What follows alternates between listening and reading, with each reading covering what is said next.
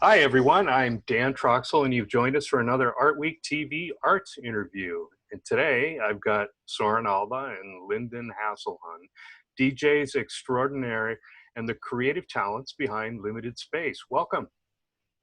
Thanks for having us. Thanks for having us. So, first question, have you ever had a gig where you created any riots on the floor, like maybe Stravinsky in Paris in 1913? Well, I love the question, but I can't really say that. I have had some weddings that I did in the past that there's been some fights at, but I don't think it was any fault of mine. I don't know if Sören has some kind of crazy story like that, but yeah, for me, nothing too insane. Yeah, I mean, I've got a lot of fun stories, but I don't think like it's ever ended in bloodshed. And knock on wood, it'll stay that way. Interesting. Fights at weddings. Is that foretelling or what? I have no idea. I DJed weddings full time for a really long time, and I had, I think, 2 in like almost 10 years. So I think that's a pretty good percentage. I don't know. So yeah, I'd say. So let's get geeky. What kind of equipment are you guys running? So we come from different technical backgrounds. So I use CDJs, and a lot of times when we're working together, we'll use those. Lyndon's coming from a DVS background. So real quick, if you're not familiar with those, a CDJ is where it's a music player. Originally, they were intended for CDs, but no one actually uses CDs anymore. But it's a digital music player where the device itself is actually generating music, and then that's going straight into the mixer. With Lyndon, he's coming from DVS, which is a bit more complicated, but I'll just go through it real quick. So basically, you have a vinyl turntable that has a time code record on that. Now, you could actually listen to that record, but if you did, it would just sound like static.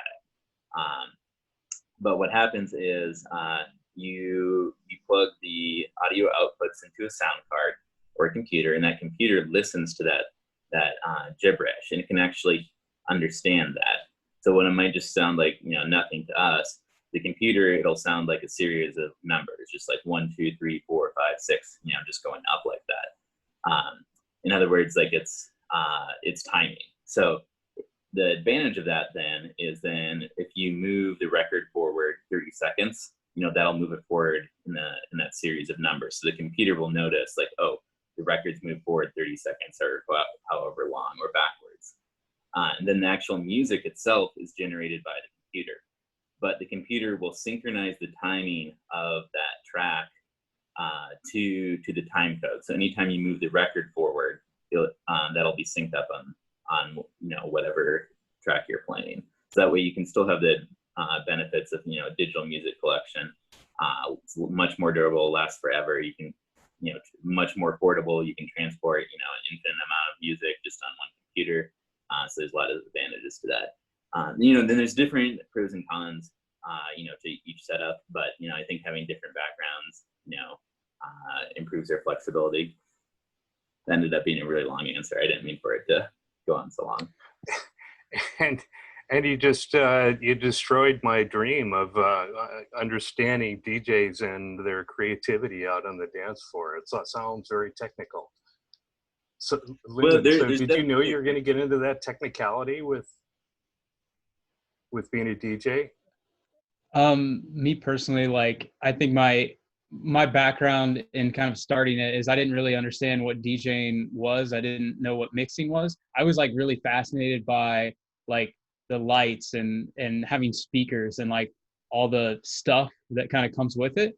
And through doing that and like purchasing those things, that's where I kind of more fell into like the mixing side of things and actually learning how to become like a technical DJ and actually mix kind of through that route. And there is a lot of stuff when you use software that can go wrong. So it's really important to know those kind of technical side of things. But I think like at the end of the day, it's like, being a music lover and a person that knows how to read a crowd is probably, the most kind of important pieces of that puzzle.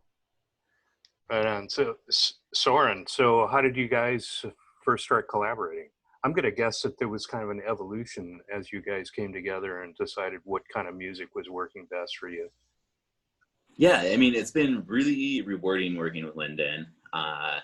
We knew each other, just as DJs, and kind of just a sort of acquaintance, type relationship, for a number of years. And then we had a mutual friend that we both had done events with, completely separately. But then we started talking a little bit more, and one time we were just kind of talking about our frustrations about not having enough events that we're really proud to participate in ourselves. And let's just throw our own party. So it was like, well, let's just do it at my apartment. And that's the first time that we ended up working together, and it's just gone from there. That's great. So how did Limited Space evolve out of this? That was actually the first Limited Space was the first event that we did together. That was just a party at my apartment where we just put art up and DJ'd to it. So it was a pretty simple event. I mean, we didn't do really any kind of like call for artists or anything like that. I just reached out to individual artists that I knew, and we only had 11, so it wasn't too difficult to recruit that many. But it was a really rewarding experience for us both, and we decided to do it again, and it just kind of kept growing and evolving from there.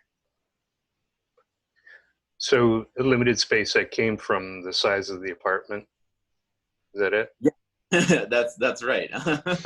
We didn't have much room the first time, and like 11 artists, can take up quite a bit of space. But we gave them 2 easels to work with at the original one. So they had 2 easels to display on, and then what they did with that was up to them. But we packed it in pretty good, and we had a great turnout. Everyone that came had a lot of fun, and it was just overall a really good experience for us both and everyone that was there. So now last year you did a Limited Space. Where was that? In the Village, and that was quite an event, actually. Yeah, it was a lot of work. Go ahead. Yeah, go ahead. Yeah, it was a lot of work, but it's Lyndon's turn to answer questions, so I'll let him get in there. Oh, it's all good. Yeah, I mean, that one was definitely one of the biggest ones that we had done. Sören always has big aspirations for numbers.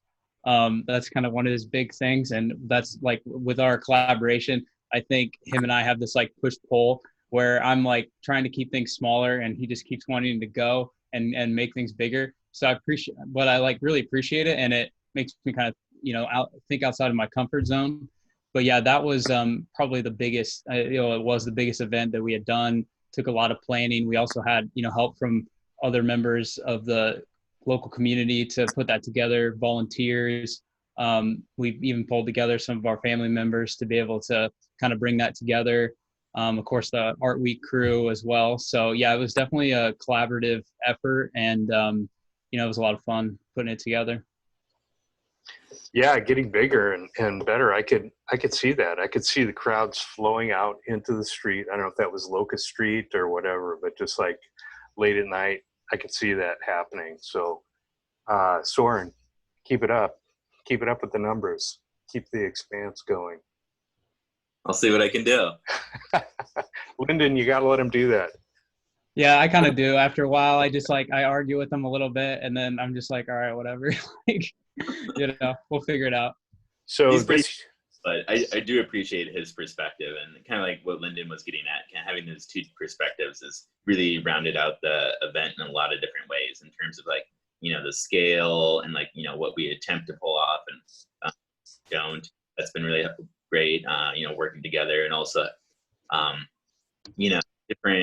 different musical tastes too help round out, the music selection for the event. I think in a lot of ways we're pretty different, but I think the common thread is interest in pushing the envelope in Des Moines, and emphasis on quality, and then just a passion for DJing. That's what brings us together.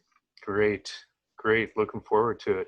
And in this year, the restrictive environment has really been a way for you to try something different. Tell me about that. Well, Yeah. so we had planned, holding a limited space, for Art Week, just like pretty similar to the one we did last year was the original plan A.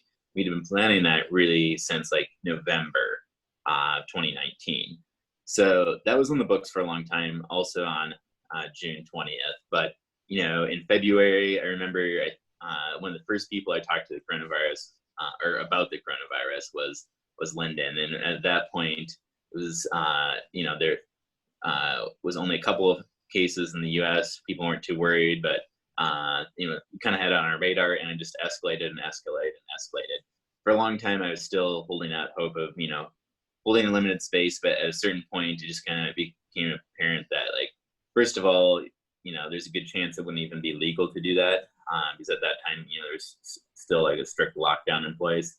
And then also, even if it, was allowed, there's a difference between what you can do and should do, obviously. So it just seemed like, no matter how you looked at it, it was going to be irresponsible to do something like that. So we pretty much kind of like, okay, that's how maybe if things change, we could do something in early fall, if the situation gets under control, or perhaps next year.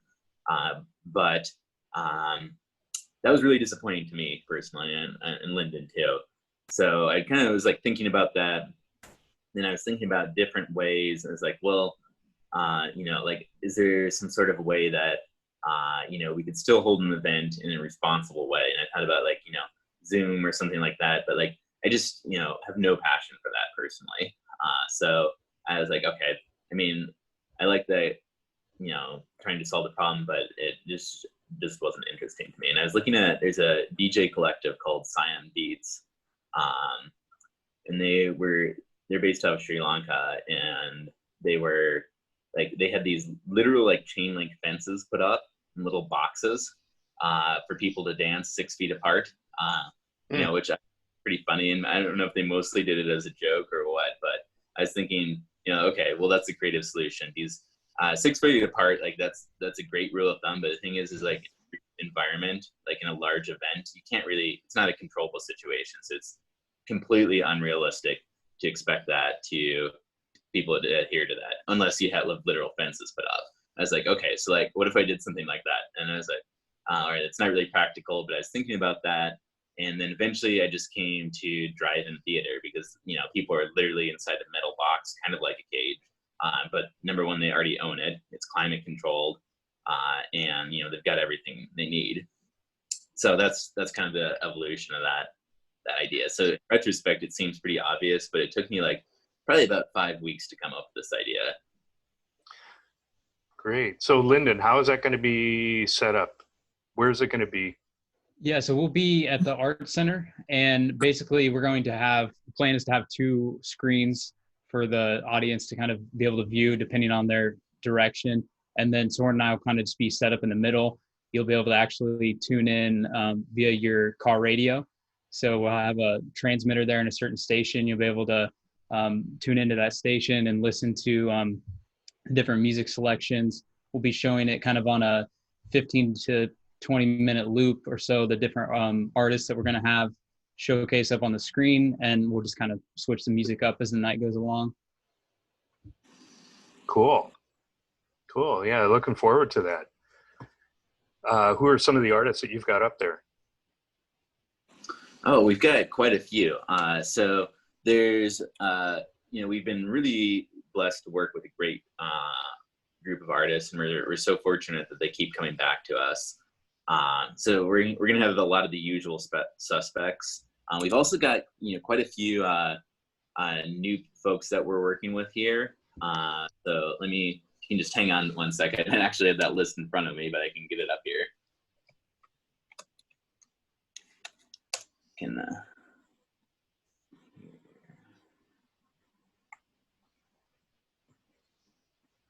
And Lyndon, your DJ name is Lindrum. Lindrum, yeah. Lindrum. And Sören, what is yours? Rock, paper, scissors? That's right. So who wins? Rock, paper, or scissors?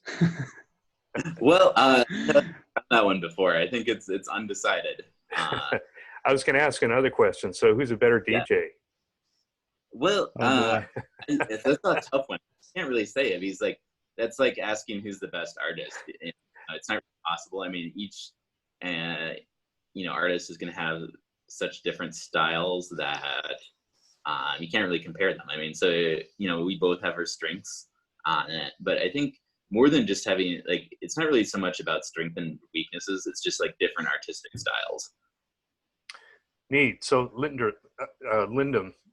Now you got me confused. It's all good. So Lyndon, are you going to be playing off of each other while you're out there? You have different styles, or are you going to be sort of looping I mean, together? we'll kind of see. We were talking about that before. Well, actually, last night we kind of, for the most part, fly by the seat of our pants. Cool. So we kind of just figure stuff out as we go. Obviously, and you kind of just work with how you're feeling. When there's not, in this situation where you're not getting like the crowd feedback, I'm going to assume that I'm going to be a little more cater to myself versus kind of a crowd. Whereas, before you would kind of want to adjust based on what the dance floor is doing. So I might be a little bit selfish, but I think we're going to kind of try to be a little more cohesive than we probably normally would, just given that it's more of a relaxed kind of format. Cool. Sören, you said you were going to get a list of artists to give us a preview. Yeah, I'm sorry. I my computer is off, so it's just booting up here, but I'll have that up. So I think like a good place.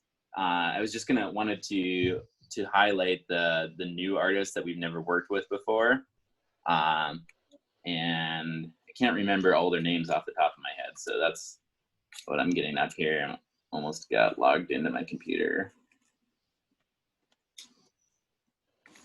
but yeah, come back to me. I'll let you know when I've got it. It's funny, the last interview I did, the woman was driving in a car. She wasn't driving. She was a passenger, but it was just kind of funny.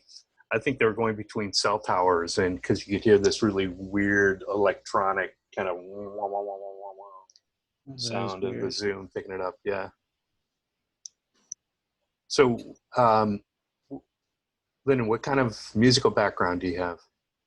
Yeah, so I basically started out as a bass player. When I was young teen, I thought that guitar for some reason would take me too long to learn, so I decided to pick up the bass. And in high school, I went to a really small school in southern Iowa, and between me and a friend, we were really the only people that didn't play like non-traditional band instruments. So we wanted to start a band, but we really didn't have anybody besides myself and my friend who played piano. And I had been interested in like the gear side of things, like I'd mentioned before, with lighting and everything. And my buddy and I just kind of started talking about like buying speakers and like playing music, because we had seen people do that, in different like public settings. So we kind of just spent some money on gear, started like doing whatever kind of events we could get, like kids parties or like shady bars in small towns, wherever would kind of have us. And through that, I got like really passionate about the actual like music and DJing side of things. Like before it became really just like a thing of, I liked all the stuff that kind of went along with it. And then through that, I kind of discovered more the music side of things and like the skill side of DJing. And then the last kind of couple years, I've been learning more about actual music production, so making my own music and everything, which is still kind of a process. And I am not the best at letting go of saying that things are done, and actually letting people hear what I'm working on. So I'm hoping more this year that I'll be more comfortable kind of sharing what I've been working on in that front. Well, the creative process is all an evolution anyway, isn't it? I mean, you create your ideas and then you build upon those and you come up with something different after that. I like to quote Nietzsche when I think about that. He did the whole kind of thesis, antithesis, and then synthesis was the evolution of those two things. So the yin and the yang and all that. All right. Soren, now we're waiting.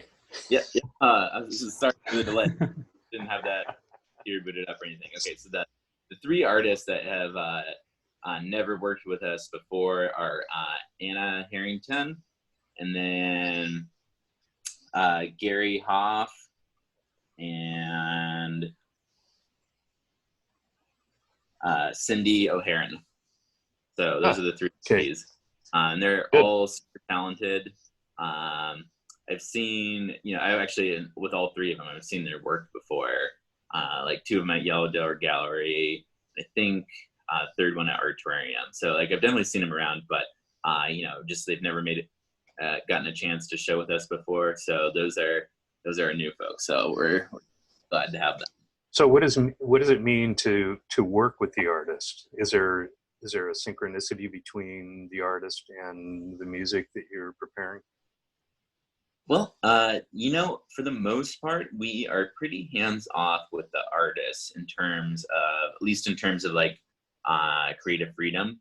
We, at the traditional limited space, we do give them restriction in terms of how much space, but like that's pretty much, or not just pretty much, I mean, that's it as far as, artistic direction guidance. We just give them dimensions and then they literally do whatever they want with it. So it's been interesting to see different folks approach that challenge in a different way. So like, we were talking about earlier that, came out of just having the first one at my apartment. But also just in my own life, I've really seen that when I have, challenges like that, when there's like, parameters or some kind of restriction I'm dealing off, that's when I'm at my most creative. So it's also a way to prompt the creative process and get artists to think about how they display things and, come at that at a different angle than what they usually do. So there's kind of more than one thing that we're trying to accomplish there. Now with the drive-in theater situation, there's no physical artwork there. It's all projected on the screen. So you don't have like that same space restriction. No, for the most part, we're really not giving them creative direction. I think I really like to leave that up to the artist. What they're going to come up with is, so much better than, anything I can think of. So we stick to our strong suits. We stick to the music. That's what we're good at. So for the most part, that's how we roll. Neat. Anything else you guys want to talk about? Yeah, there's a lot we could talk about. One thing I definitely want to get in there is it's just, it has been, we're not really synchronizing or giving, too much direction to our artists. It has been really rewarding working with all of them. We've had a really good experience with doing this. I think it's been good for them too. And also we've got big plans. We're looking to, partner with some folks moving forward. We've got a lot of ideas, depending on how many resources we can cobble together, some might be feasible, some not. But we're hoping to find partners in the future that will let us do more expansive things. And there's a lot we want to show Des Moines that, there's things out there that like Des Moines has like never had anything like, and in a lot of ways we're missing out. They're not a huge city, but we're not so small that, we couldn't benefit from a lot of the stuff that's out there that we're missing out on. So we'd really like to bring a lot of innovative things to Des Moines. And Lyndon, you're going to be there the whole way to keep Sören, keep him on the line so he doesn't get too big. Yeah, I'll be there for sure. Kind of pulling it back a little bit and I don't know, putting it through a different scope, if you will. It all sounds very exciting. Don't hold back on anything. You should express your creativity as expansive in a manner as you can. I think that's where the bottom line is. Hey, listen, thanks, guys. So on the show today, we've had Sören Albah and Lyndon Haselhuhn, otherwise known as DJs Rock, Paper, Scissors, and Lindrum, and the creative talent behind Limited Space and the Limited Space Drive-In coming up Saturday for the second day of Art Week. So be sure to drive in. Thanks, guys. I appreciate you sharing your time and thoughts about yourself and your art. Limited Space Drive-In Edition is happening on Saturday. What time? Saturday, it starts at 8:30. The first video loop will start at 9 o'clock, but we're starting the music right at 8:30. And, we're expecting a good turnout. So I would, this is something you're interested in, I would encourage you to, plan ahead, show up early, because we're anticipating a big turnout. Great. Great. And just a reminder, Art Week is June 19th to June 26th. Check out artweek.com to see virtual and online events like Limited Space, and use the tip jar if you see art that you like and you want to support the artist, and buy the art if you're so inclined. This is Dan Troxell signing off.